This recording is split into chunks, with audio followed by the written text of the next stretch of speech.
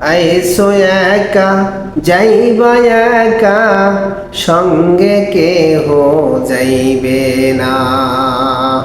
বন্ধু তুমি ভেবে কি দেখেছ একেবারেই কথা?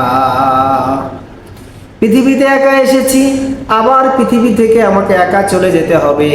আমি যেইভাবে একা এসেছিলাম ওইভাবে আমাকে আবার এই পৃথিবী থেকে একা একা বিদায় করে দেওয়া হবে। এত আত্মীয় স্বজন, এত বন্ধু বান্ধব, এত আমার শুভাকাঙ্ক্ষী, তারা কেউ যাবে না আমার সাথে রে বন্ধু। ওই মাটির 3.5 হাত ঘরে, অন্ধকার কবরে থাকতে হবে একা একা। বিছনা নাই, আলো নাই, বাতি নাই রে বন্ধু। ও বন্ধু, সব কিছুই আছে, কিন্তু সেইগুলো জোগাড় করে নিয়ে যেতে হবে রে বন্ধু। তুমি যদি দুনিয়ার থেকে সব কিছু জোগাড় করে নিয়ে যেতে পারো, তাহলে তোমার কবর হবে আলোকিত, তোমার কবর হবে সুসজ্জিত।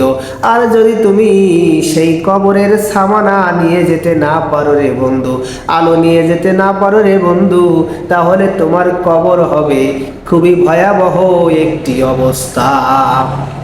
তাই রে বন্ধু, সময় থাকতে ভেবে দেখো, ওই অন্ধকার ঘরের জন্য তুমি কি নিয়ে যাচ্ছ? ওই অন্ধকার ঘরে তুমি যে যাইতেছো, কিসের জোগাড় করতেছো, কি নিচ্ছ, সেটা তুমি একবার ভেবে দেখো বন্ধু।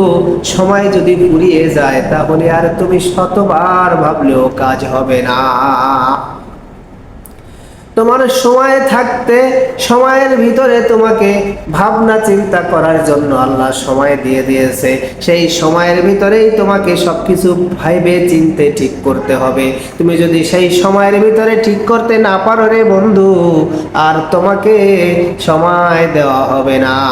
মৃত্যুর পয়গাম যখন চলে আসবে রে বন্ধু, আজরাইল যখন তোমার দরবারে চলে আসবে, তুমি আর শত চেষ্টা করলেও একটি সেকেন্ডের জন্য সময় পাবে না।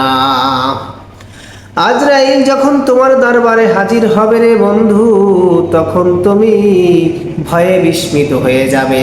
আর যদি তুমি সেইভাবে মৃত্যুর জন্য প্রস্তুতি নিতে পারো, এই পৃথিবী থেকে চলে যাওয়ার জন্য প্রস্তুতি নিতে পারো, তাহলে তুমি এই পৃথিবী ছেড়ে যাওয়ার জন্য ছটফট করবে, তুমি ভীত সাব্যস্ত হবে না।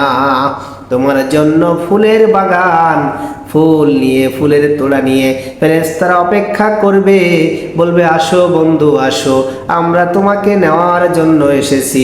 আর তুমি ওই ফুলের বাগানে ঝাঁপ দেওয়ার জন্য ছটফট করবে। যদি তোমার জীবনটাকে তুমি সেইভাবে গঠন করতে পারো, তাহলেই তুমি এই সুসজ্জিত ফুলের বাগান পেয়ে যাবে। আর যদি তুমি তোমার জীবনকে দুনিয়ার বুকে ওইভাবে চালাইতে না পারো, ওইভাবে পরিচালনা করতে না পারো রে বন্ধু, তাহলে তো তোমার জন্য ভয়াবহ কিছু অপেক্ষা করেছে, যেটা দেখে তুমি ছটফট করবে ওখানে না যাওয়ার জন্য। তুমি শুধু তোমার আত্মীয় স্বজনের দিকে তাকাবে আর বলবে আমাকে তোমরা বাঁচাও, আমাকে তোমরা বাঁচাও, কিন্তু ওই কথা কোনো মানুষের কানে পৌঁছবে না রে বন্ধু। কারণ ওই সময়টা হচ্ছে তোমার শেষ সময়, ওই সময় তোমার কথা কেউ শুনতে পারবে না রে বন্ধু। তাই বলি, সময় থাকতে সময়কে মূল্যায়ন করো, জীবনকে সেইভাবে গঠন করো যেইভাবে গঠন করলে তুমি মৃত্যুর জন্য প্রস্তুত থাকবে। আজরাইল আসার সাথে সাথে তুমি আজরাইলকে বলবে আমার জানকে তাড়াতাড়ি কবজ করো। এমন জীবন তুমি গঠন করো রে বন্ধু, তাহলেই তুমি কামিয়াব হতে পারবে, আর না হলে